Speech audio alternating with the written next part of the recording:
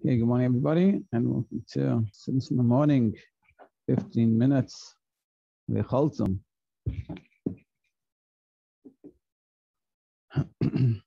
Okay, continuing on, we started talking about that sort of in the positive way of how to have more Ahavas Yisroel and connect to other people. And within yourself, it's through understanding. We talk about that there's Ahavas Hashem, and we discussed that. And tomorrow, talk about Yiras Hashem. But essentially, what's this Ahavas Hashem? There's two types of levels of godliness in the way that God creates the world. One is Ilul, one is Yesh Ma'ayin. Ilul is cause and effect. It's like intellect and emotions. You think about something and you feel. And that's sort of how we're meant to understand Chassidus and anything that we learn in Torah. You think about the idea and you understand it to the point it brings you to an emotion. And that's Ilul Alu. There's a cause and there's effect. And they connect. And you see the relationship. You know, and most of life is a cause and effect. It's like you stub your toe and it hurts. It's a cause and effect. And you know why. And that's how sort of life works in a logical progression. But the way God created the world is coming from the level of Yesh Ma'ayin. That God is sort of infinite. And the relationship between them is something from nothing, meaning you can't sort of trace it back. It's a totally different thing. And like we use the example of throwing the rock, that the nature of the rock is that it doesn't fly. But in order for the rock to fly, you have to put in energy. And that energy that you put in has to constantly be there for it to fly. Once that energy ceases to be, then the rock goes back to the nature, which is coming down. And that's what we're going to discuss this a little more today. Okay, so we're on page 93. Yeah, and we're saying that godliness, God puts vests himself into the existence of the world, but in a way that we don't feel that connection. And the way he does it, in a way that he's concealed from the world, so we feel ourselves as a separate existence. And if, God forbid, he would take that away, we would become nothingness again. Because the only reason why it exists, just like the rock, once that power of force that's been put into the rock to make it fly stops, the rock goes back to the rock. And what is the rock by nature? Non-existent, falling. So too with us, by nature, we don't exist. The only reason we exist is because God is putting life into us. And we're going to discuss it a little more today. So to explain this last statement, the fact that we exist is a novelty, it's something new. And anything that's a new entity, the only way it can exist is by the person making it to exist. It's like, I think the example of a garden that he gives, that in the old days when you go to like a movie theater, you have it's like a projector. You had this film that it went through this machine that shot light, and that light projected onto a big screen, and then that screen would show the film. Now that screen, you look at it, and there's a movie, whatever it is, and there's horses, and there's people, and there's the whole thing going on, and it looks very, very real. But does that truly exist? And the only reason why that's existing on that screen is because of the whole mechanics behind it. If you want that to stop existing, the only thing you do is you turn off the lights, you turn off the machine, and it stops playing the video. And it's sort of with us. The only way that movie exists on the screen is because of that constant work happening from behind by the theater. And that's sort of what we're saying, that because the world's existence. Because think about it, in the beginning there was only God, and God created everything. It wasn't there was God and something else, God forbid. It was just God. Then everything that comes out of that is existing only because God's making it exist. And that's with us. We're like the screen, and the only reason that screen is working is because there's a light shining through film in the back of the theater. So if you want that to stop, it just turn it off. And if you want it to continue, it has to be constantly running. And this is what God's doing, so to speak. He's constantly running. Because if he doesn't, this novel thing will stop, just like the rock. So the energy put into the rock to make it go up. Once that energy goes away, it goes back to its natural state, which is going down. So in our case, it's lack of existence. We don't exist. Yeah. Yes, he says over here in this note, it's a very good point. The second part of the paragraph of the note. Similarly, in the analog, before creation, the physical realm did not exist, nor is there any basis for its existence. Hence, its existence is maintained only because the creative force which gives its existence, its existence is present.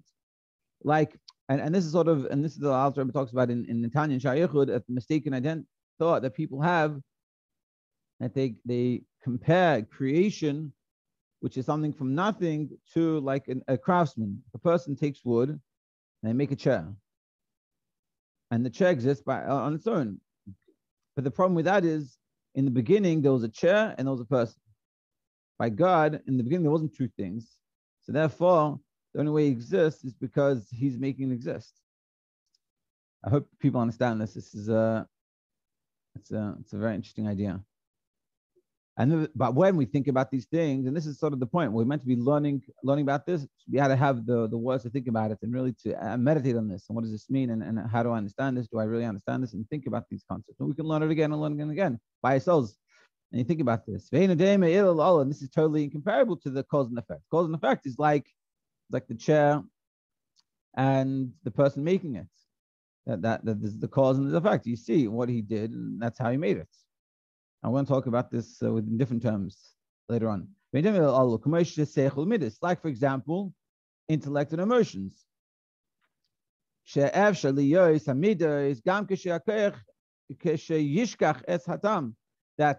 it's possible to have the emotion even when you forgot the reasoning, meaning you thought about an idea and that produced an emotion. You read something, you read an emotional book, and that produced an emotion within you.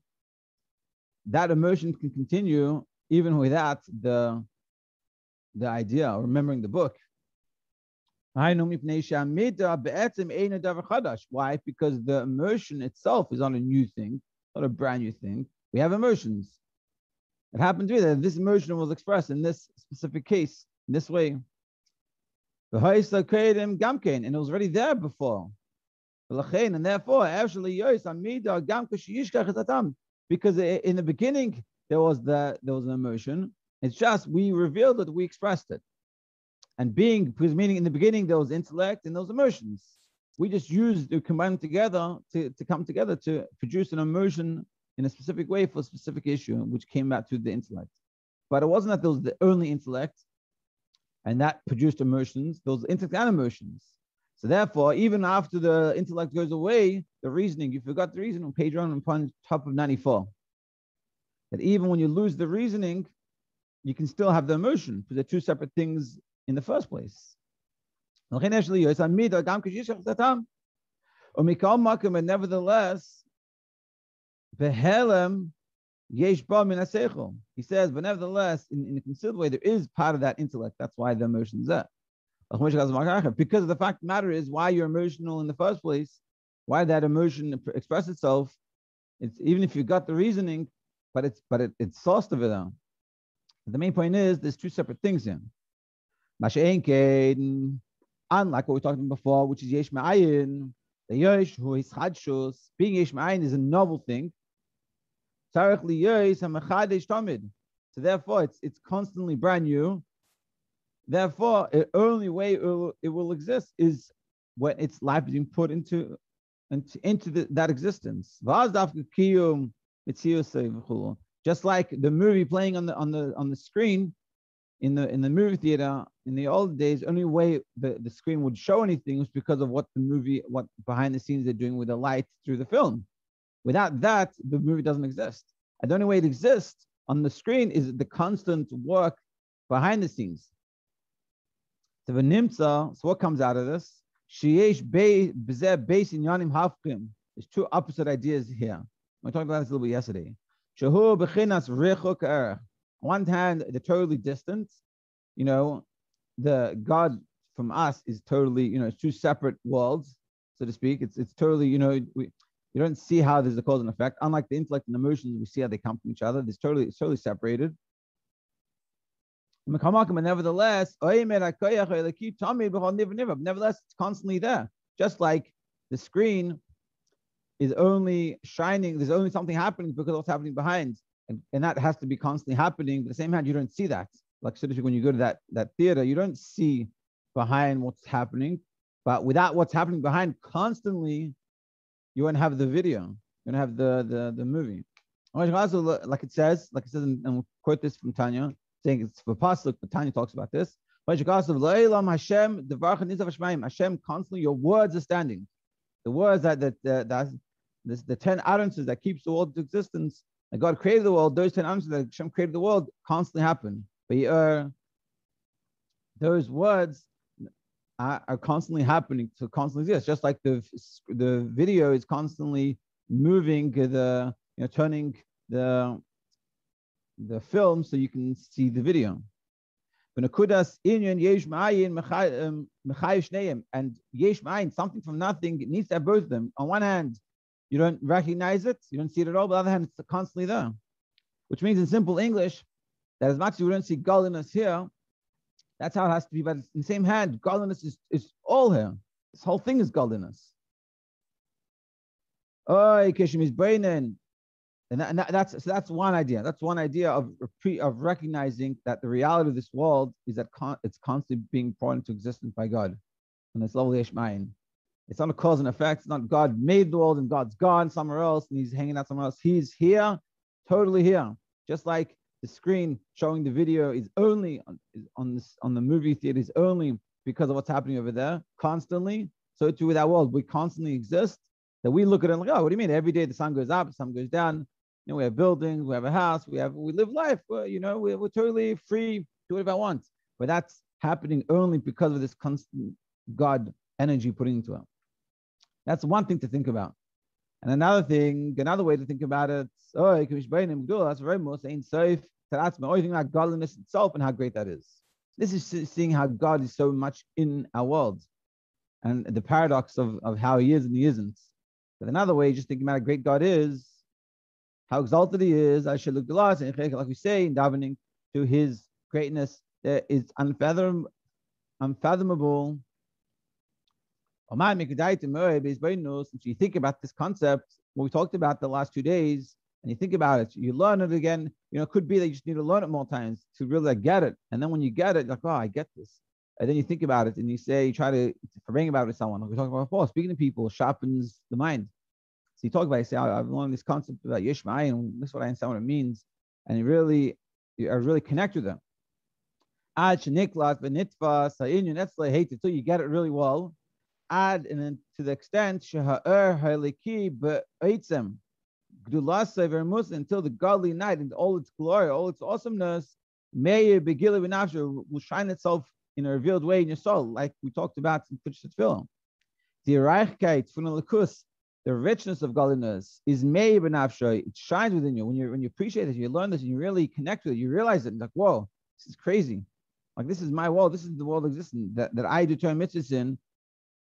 This is what God is doing. This is how he's investing himself into this. So what happens when you realize this? What will happen? And then you become very happy. This is the happiness of the soul in Hashem who made it. And you realize this is what God made me, and God made this world, and God is constantly recreating the world every single moment for me. And it's like, this thing is so powerful, I can barely understand this. And that's what he's doing to me. Why? Because he needs me to be here, to do things. What will that cause? Your soul will come to cleave to God. With a yearning, and a desire, and a thirsty soul. You'll become thirsty connected to God. And through understanding this, and through learning this. In general,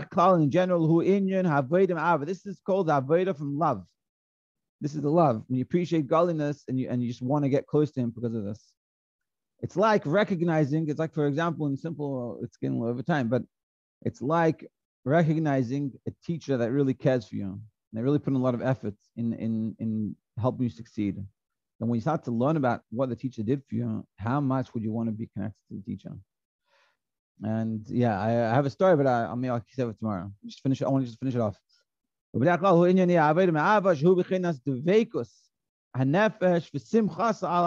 is the cleaving of the soul and its happiness on Hashem. Just like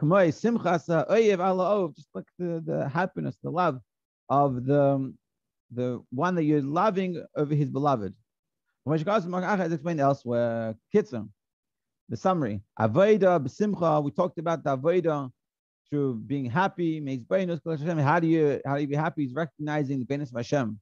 Mitzad atzmai, either because of that idea itself, or mitzad abriya, or because of the creation, how the creation exists.